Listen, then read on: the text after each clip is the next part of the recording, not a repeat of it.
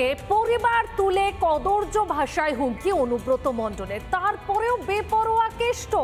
দ্বিতীয়বার পুলিশের তলব, সেই তলবও এড়ালেন অনুব্রত মণ্ডল। আর অন্যদিকে অনুব্রত ঘনিষ্ঠ গগন সরকার, তিনি আওড়ালেন এআই এর তত্ত্ব। ক্ষমা চেয়েও কেন উল্টো সুর অনুব্রতর? তাহলে কি পিঠ বাঁচাতে অন্য কোনো চাল চালছে অনুব্রত?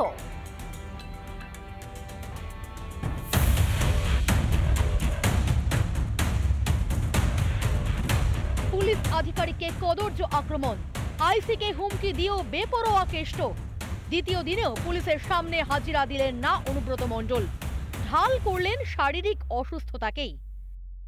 দ্বিতীয় সমনেও কার্যত হাজিরা এড়িয়ে গেলেন অনুব্রত মণ্ডল। তার আইনজীবী এবং তার ছায়া সঙ্গী গগন সরকার, তাই দুজন এলেন এবং তারা কিন্তু এই মুহূর্তে এসডিপিও অফিসে রয়েছেন। অনুব্রত মণ্ডল অসুস্থ, তিনি আজ আসছেন না, বেড রেস্টে আছেন। উনি অসুস্থ। আমরা ইনভেস্টিগেশন এজেন্সির সঙ্গে সবসময় সহযোগিতা করি। অনুব্রত নাকি অসুস্থ, এতটাই অসুস্থ তাকে নাকি বেড রেস্টের পরামর্শ দিয়েছেন চিকিৎসকরা। অথচ সেই অনুব্রতকেই শনিবার বহাল তবিয়াতে পার্টি অফিসে যেতে দেখা যায়। তবে এখানেই নাটকের শেষ নয়। রবিবারও এলেন না অনুব্রত, গিয়েছিলেন তার ছায়া সঙ্গী হিসেবে পরিচিত গগন সরকার এবং আইনজীবী। সেই সাক্ষাৎ পর্বের পর অনুব্রত ঘনিষ্ঠ গগন সরকার কি বললেন শুনুন। কোনো ফোন কল অনুব্রত মণ্ডল করেনি, মিথ্যা। এআই এর মাধ্যমে করা হয়েছে, মিথ্যা, ফলস। কোনো ফোন কল অনুব্রত মণ্ডল করেনি, মিথ্যা। এআই এর মাধ্যমে করা হয়েছে, মিথ্যা, ফলস। চক্রান্তের শিকার, সেটা প্রমাণ। চক্রান্তের শিকার চক্রান্ত বলছি। বলেন কি অনুব্রত ফোনই করেননি? পুরোটাই এআই কারসাজি, চক্রান্ত। তাই যদি হবে, সমালোচনা শুরু হতেই ক্ষমা চাইলেন কি করে অনুব্রত? গাল তো যদি দেয় আমি তাকে অপমান করি, এর জন্য আমি দুঃখিত, আমি ক্ষমা প্রার্থী। যদি এটা যদি স্বাভাবিক আমার মুখে এই কথাটা বেরোনো উচিত না, তার জন্য আমি দুঃখিত। এদিন অবশ্য ক্ষমা চাওয়ার যুক্তিও সঙ্গে করেই নিয়ে গিয়েছিলেন গগন সরকাররা। শুনুন একবার ক্ষমা চাওয়ার সেই ছেদ যুক্তি। বন্দ্যোপাধ্যায়ের সৈনিক, তিনি যা দল নির্দেশ হবে তার বাইরে এক কিন্তু পা হাঁটবেন না। অর্থাৎ এআই অডিও বানিয়ে ভাসানোর তত্ত্ব খাড়া করার চেষ্টা। তাহলে চক্রান্তটা করলো কে? সেই প্রশ্নেরও জবাব রেডি অনুব্রত ঘনিষ্ঠর কাছে। এটাকে বিজেপি যুক্ত থাকতে পারে, দলের একাংশ যুক্ত থাকতে পারে। প্রথমে কদর্য কথা, তারপর ক্ষমা প্রার্থনা, দুদিনের মাথায় উল্টো সুর। এটা কি পিঠ বাঁচাতে নয়া ঢাল কেষ্টর? এই প্রশ্নগুলির মধ্যেই গুরুত্বপূর্ণ হয়ে উঠছে আরও কিছু বিষয়। এবার কি করবে মমতার পুলিশ? তৃতীয়বার সমন পাঠাবে? রিপাবলিক বাংলা। অনুব্রতর পর এবার অনুব্রত ঘনিষ্ঠ তৃণমূল নেতা বিক্রমজিৎ সাউ। পুলিশকে আবারও আক্রমণ এই তৃণমূল নেতার। বোলপুরের আইসি দুর্নীতিগ্রস্ত বলে নিশানা শাসক নেতার। পরে ডিলিট করে দিলেও ভাইরাল সেই ভিডিও অনুব্রতকে সমর্থন জানিয়ে। বোলপুরের আইসিকে নিশানা তৃণমূল ছাত্র পরিষদের বীরভূম জেলা সভাপতি বিক্রমজিৎ সাউয়ের।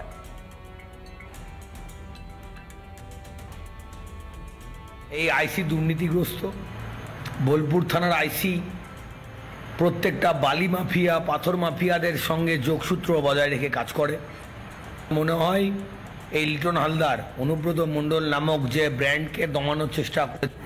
লিটন হালদার বাপের বেটার দম হলে লিটন হালদারকে বলছি, বোলপুর থানার আইসিকে, যে তোমার যদি বুকের পাটা থাকে, দম থাকে, সত্যি কথাটা, তুমি বালিঘাট থেকে তুমি সাধারণ মানুষকে নিয়ে যে ছিনিমিনি খেলেছো, তুমি চেষ্টা করেছো অনুব্রত মণ্ডলে একটা এডিটিং করে সেই ভয়েসটা মার্কেটে দেওয়ার, যে অনুব্রত মণ্ডলটা বলেছে, তুমি তাহলে সত্যি কি তার তোমার ওয়াইফকে নিয়ে অনুব্রত মণ্ডলকে দেখাতে নিয়ে গেছিলে? কি ভাবছো, নিজেকে সিয়ানা ভাবছো? কারণ হালদার, তোমাকে চ্যালেঞ্জ করলাম, তুমি একটা আইসি, যদি অন্যায় করে থাকে আমি তোমাকে শাস্তি দিও, কিন্তু হ্যাঁ, তুমি যে অন্যায়টা করেছো তার শাস্তি তোমাকে বীরভূমেই পেতে হবে, তোমাটা বলে রাখলাম। শিল্পনগরের গরিমা হারাচ্ছে দুর্গাপুর। দায় স্বীকার করেও ঢোক গিললেন পুর প্রশাসক এবং রাজ্যের মন্ত্রী। দায় স্বীকার করার পরেও দায় ঠেলার মরিয়া চেষ্টা রাজ্যের মন্ত্রী প্রদীপ মজুমদারের। যদিও শিল্পপতিরা দুর্গাপুরের এই দুর্দশার কারণ হিসেবে বিদ্যুতের মাশুলকেই দায়ী করলেন, আর অন্যদিকে বিরোধীরা কটাক্ষ করলেন অবশ্যই শাসক দলকে। শিল্পনগরী বলে দুর্গাপুর কিন্তু রইল না। আস্তে আস্তে আস্তে আস্তে কিরকম যেন সব নিয়মান হয়ে গেল। অর্থাৎ ধীরে ধীরে শিল্পনগরী হিসেবে পরিচিত দুর্গাপুর তার জৌলুস হারিয়েছে। এই কথাটা কে বলছেন? খোদ পুর প্রশাসক।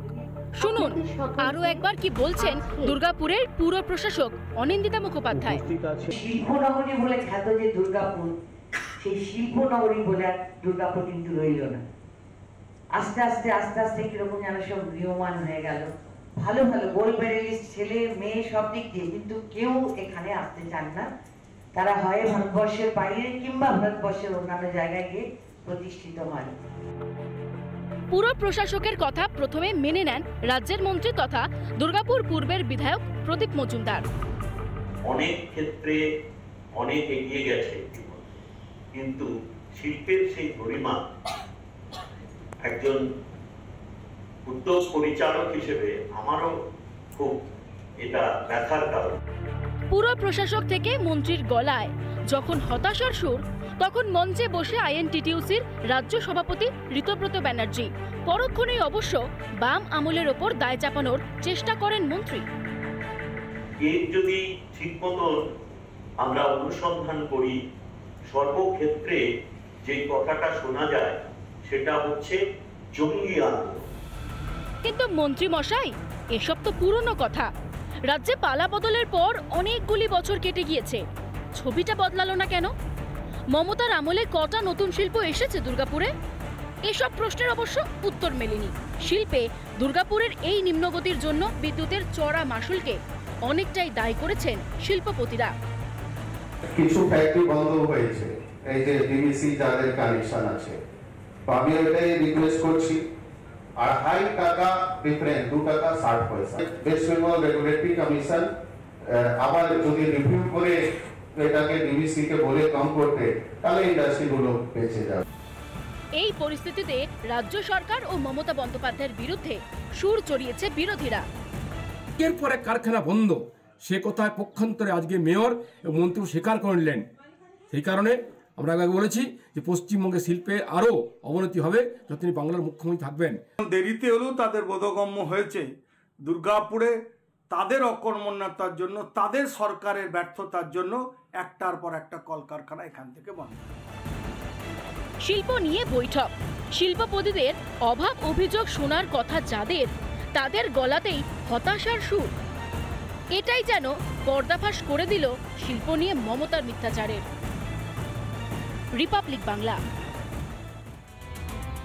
তৃণমূল কাউন্সিলরের মদতে গাছ কেটে সাফ হয়ে যাচ্ছিল বলে অভিযোগ। আজ ঘটনাস্থলে গিয়ে সেই গাছ কাটা আটকে দিল বন দপ্তর। শুধু গাছ কাটা নয়, গাছ কাটার যে মেশিন বাজেয়াপ্তও করা হয়, এবং এই ঘটনাকে কেন্দ্র করে মেদিনীপুরের হবিবপুরে একদম শোরগোল পড়ে যায়। মেদিনীপুর পৌরসভার ৮ নম্বর ওয়ার্ডের চৌধুরী পুকুরপাড় এলাকায় বেআইনিভাবে গাছ কাটার অভিযোগ এক ব্যক্তির বিরুদ্ধে। আমার পেছনের যে ছবিটা দেখাবো সেটা দেখলেই খুব পরিষ্কারভাবে কত গাছ কিভাবে কাটা হয়েছে। পুরো সার দিয়ে পড়ে রয়েছে গাছ, অন্তত 15টা বড় বড় গাছ কেটে ফেলা হয়েছে।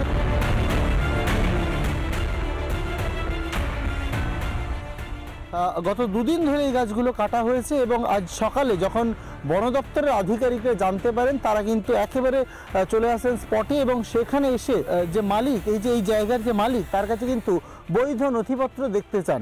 নথিপত্র না দেখাতে পারায় এই যে গাছ কাটার যে সামগ্রী, গাছ কাটার যে মেশিন, তা যেমন বাজেয়াপ্ত করা হয়েছে, পাশাপাশি এই সমস্ত গাছকে কিন্তু বন দপ্তর রেখে গিয়েছে এবং মনে করা হচ্ছে এগুলোকে সিজ করা হতে পারে বন দপ্তরের তরফে, এবং যা যা আইনি প্রক্রিয়া সেগুলো সমস্ত কিন্তু গ্রহণ করা হবে, এমনটাই বন দপ্তরের তরফ থেকে জানতে পারা যাচ্ছে। অভিযোগ, বড় বড় গাছ পড়ে নাকি পাশের বাড়িগুলোতে ক্ষতি হচ্ছিল, তাই গাছ কাটার জন্য কাউন্সিলর থেকে বন দপ্তরে চিঠি দিয়েছিলেন জমির মালিক, যদিও বন দপ্তর তার অনুমতি দেয়নি। লম্বা হয়ে গেছে, এবং এই যে সমস্ত বাড়ি, এই যে গাছ ভেঙে পড়ছে, সেদিকে ভেঙে পড়েছে, বাড়িতে যদি কারো গাছ পড়ে না, যে বাড়িতে গাছ পড়লে বাড়ি যদি আমার ভেঙে যায়, মানুষ যদি মারা যায়, মানুষের তার জীবনে আমি তো মানুষের ফিরিয়ে দিতে পারবো না। ডিওপোর লিখিত পারমিশন আছে? লিখিত পারমিশন ওই যে রিসিভ কপি আমি দিয়েছিলাম, তাতে যে রিসিভ কপি আছে, ডিওপোকে জানিয়েছি আমি। ডিওপো কোনো লিখিত পারমিশন দিয়েছে না, কি? ডিওপো আমাকে লিখিত পারমিশন দেয়নি। যদিও খবর পেয়ে ঘটনাস্থলে যায় স্থানীয় কাউন্সিলর, তিনিও জমির মালিকের হয়ে খানিকটা সাফাই দেন। এলাকার মানুষ যদি অসুবিধার মধ্যে থাকে, তারা যদি লিখিতভাবে আমাকে জানায়, তাহলে আমি বিষয়টা দেখব। তারা যখন লিখিত জানিয়েছিল এবং আমি তাতেও একটু গড়িমসি করেছিলাম যাতে কোনো ডাল টাল ছেঁটে, তারপরে যখন দেখলাম যে বিপজ্জনক, আমি বাড়ির মালিককে বললাম যে দ্রুত এটা কাটার ব্যবস্থা করুন। ঘটনায় শাসক দলের যোগসাজশের অভিযোগে সরব বিজেপি। ওখানকার তৃণমূলের কাউন্সিলের সহযোগিতায় পুরনো গাছগুলোকে কেটে বিক্রি করা হচ্ছে। প্ল্যান করছে যে ওই চৌধুরীপুকুর পার্কে বিক্রি করা হবে প্লট কেটে, অর্থাৎ প্রমোটারি রাজ। এটা ইমিডিয়েট যাতে বন্ধ হয়, সেই জন্য আমি ডিএমকে মুখ্যমন্ত্রী দপ্তরে ইমেল মারফত অভিযোগ করেছি। তো গাছ কাটা হলো একেবারে বেআইনিভাবে, কোনো অনুমতি ছাড়াই কিভাবে কাটা হলো, সেইগুলোই কিন্তু এখন প্রশ্নের মুখে দাঁড়িয়েছে এবং এর পিছনে কার মদত রয়েছে এটাও কিন্তু এখন সবথেকে বড় প্রশ্ন। মেদিনীপুর থেকে ক্যামেরা পার্সন মৃন্ময়ের সঙ্গে সুদীপ্ত, রিপাবলিক বাংলা। হাওড়া স্টেশনে পার্কিং যন্ত্রণা। ট্রেন থেকে নেমে গন্তব্যে যেতেই একদম পকেট খালি হয়ে যাচ্ছে যাত্রীদের, কারণ গাড়ি ভাড়ার সঙ্গে জুড়ে দেওয়া হচ্ছে পার্কিং ফি। কাউকে দিতে হচ্ছে 200 টাকা, কাউকে আবার পার্কিং ফি হিসেবে দিতে হচ্ছে 300 টাকাও। হাওড়া স্টেশনে পার্কিং এ দালাল রাজের অভিযোগ যাত্রীদের থেকে যেমন খুশি পার্কিং চার্জ আদায়, আর তা নিয়ে বচসা থেকে মারামারি বেঁধে যায় যাত্রীদের সঙ্গে দালালদের। 200 টাকা বলছে। 200 টাকা পার্কিং। তো এটা কি আপনারা দেন? না। আপনারা কিনতে চাইছেন? দিতে চাইছি না তো। রেট নিয়ে মানে কম বেশি হচ্ছে। রেট নিয়ে কম বেশি হচ্ছে, কথা হচ্ছে তাই। এনারা কি ড্রাইভার? কি মনে হচ্ছে যে বেশি মনে হচ্ছে? মানে ড্রাইভার বলছে তো। ড্রাইভার। হ্যাঁ, বেশি ভাড়া লাগছে আমাকে। ভারতীয় রেলের পক্ষ থেকে যেটা একটি টেন্ডার পাস করা হয়েছিল এবং সেই টেন্ডারেতে একেবারে এই যে দুপাশারে রয়েছে B1, B2 এবং B3, এই যে 3টে পার্কিং জোন, সেই পার্কিং জোনেতে গাড়ি পার্কিং করা থাকে। প্রশাসনের নজরদারি না থাকার ফলেতে দালাল রাজের বাড়ন্ত বেড়েই চলেছে। হাওড়া স্টেশনের বাইরে গাড়ির পার্কিং চার্জ 70 টাকা, কিন্তু গাড়ি পিছু কখনো 200 তো কখনো 300 টাকা চাওয়া হচ্ছে। তাতেই হয়রানির শিকার যাত্রীরা। ন্যায্য পার্কিং, সে পার্কিংটা মনে হচ্ছে নিচ্ছে না গো, তার চাইতে বেশি নিচ্ছে অলরেডি। 300 টাকা পার্কিং, এটা অসম্ভব। সবাই তো কষ্টেরই টাকা খেটে আনা হয়। উপায় না পেয়ে দালালদের দাবি মতোই গাঁটের কড়ি খসাতে হয় যাত্রীদের। কাদের প্রশ্রয়ে দালালদের এত সাহস হচ্ছে? কি করছে পুলিশ প্রশাসন? স্টেশন চত্বরের এই দালাল রাজ নজরে পড়ে না প্রশাসনের? প্রসেনজিৎ অধিকারীর রিপোর্ট, রিপাবলিক বাংলা। মুর্শিদাবাদের ডোমকলে তৃণমূল নেতার বাড়ি লক্ষ্য করে বোমাবাজির অভিযোগ। টাউন তৃণমূল সভাপতি কামরুজ্জামানের বাড়িতে শনিবার গভীর রাতে বোমা ছুড়ে মারা হয় বলে অভিযোগ। এই ঘটনায় পুলিশ তদন্ত শুরু করেছে। বাড়ির সামনে সকেট বোমার খোল পড়ে থাকতে দেখা যায়। কে বা কারা, কি উদ্দেশ্যে টাউন তৃণমূল সভাপতির বাড়ি লক্ষ্য করে বোমা ছুড়ল, তারই তদন্তে পুলিশ।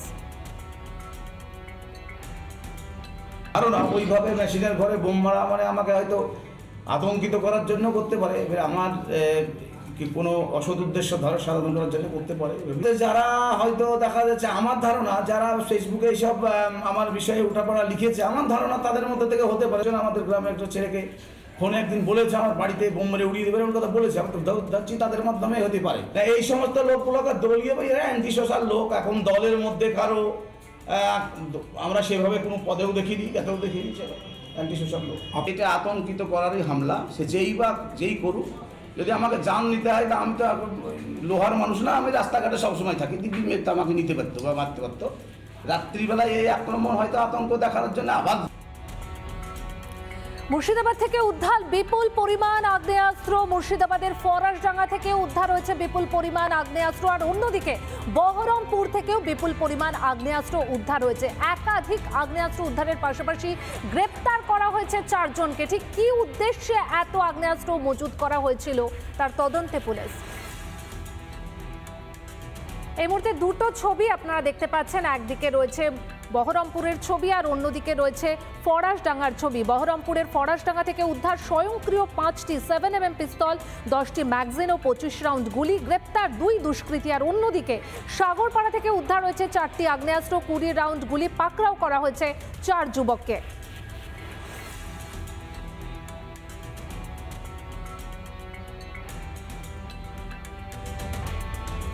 কয়েকদিনের টানা বৃষ্টি আর সেই টানা বৃষ্টিতে কালনায় আবারও গঙ্গা ভাঙন। আর এই গঙ্গা ভাঙনের জেরে আতঙ্কিত এলাকাবাসী। আবারও জমি জমা, বসত বাড়ি নদীগর্ভে তলিয়ে যাওয়ার আশঙ্কা।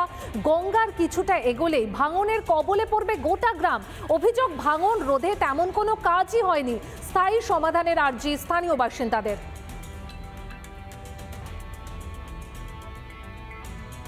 ভেঙে যাচ্ছে, দেখতে আসলাম, কি করব। এটা কোন জায়গা? এটা কিশোরীগঞ্জ। কদিনের মধ্যে যদি কাজ শুরু না হয় তাহলে আমাদের সব বাড়ি ঘর ভেঙে যাবে, কি করব। আপনারা যদি একটু বাঁচান তাহলে আমরা বাঁচবো। এখন চাইছি আমাদের গঙ্গাটা আরও বাঁধুক। আমাদের পেছনে প্রচুর ভাঙন, সামনে জল বাড়ছে, অনেক ভেঙে গেছে, অনেক বাড়ি ঘর একদম কাছেই চলে এসছে। হয়তো ওনারা থাকতে পারবে না এই বর্ষার মধ্যে, তো ওনারা যাতে থাকতে পারে আমাদের গঙ্গাটা বাঁধলে ভালো হয়। নানা ধরনের কন্টেন্ট দেখার জন্য লাইক করুন, শেয়ার করুন আমাদের ফেসবুক পেজ, সাবস্ক্রাইব করুন আমাদের ইউটিউব চ্যানেল। পাশাপাশি অন্যান্য ব্রেকিং নিউজের জন্য অবশ্যই চোখ রাখুন রিপাবলিক বাংলায়।